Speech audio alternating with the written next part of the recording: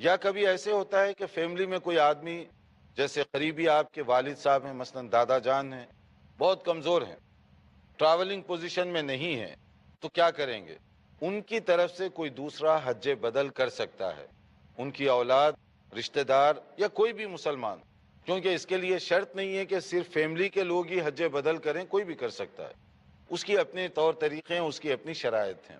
جیسے کہ نبی کریم صلی اللہ علیہ وسلم کے ارشاد کو آپ دیکھیے کہ نبی صلی اللہ علیہ وسلم جب حج کرنے کے لیے تشریف لے گئے تو کیا ہوا؟ ایک عورت آئی اور اس نے ایک سوال کیا، یا رسول اللہ صلی اللہ علیہ وسلم، ان فریضۃ اللہ علی عبادہ فی الحج ادرکت ابی شیخا کبیرا، کہ وہ جو عورت تھی وہ بیان کر رہی ہے اور اس حدیث کو سن کر بیان کیا جا رہا ہے کہ میرے باپ بہت بوڑھے ہیں اور میں جو ہے وہ والد صاحب خود حج نہیں کر سکتے، تو کیا میں ان کی طرف سے حج کر سکتی ہوں؟ یہ وہ پوچھنا چاہ رہی ہے۔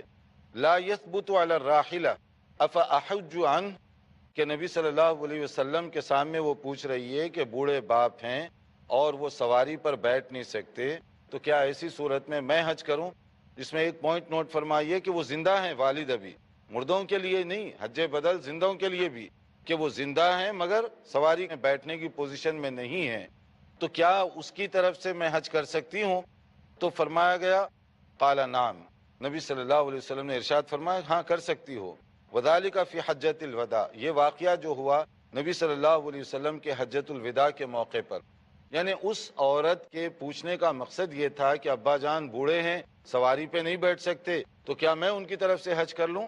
تو اللہ کے نبی نے کیا جواب دیا صلی اللہ علیہ وسلم؟ ہاں کر سکتے ہو۔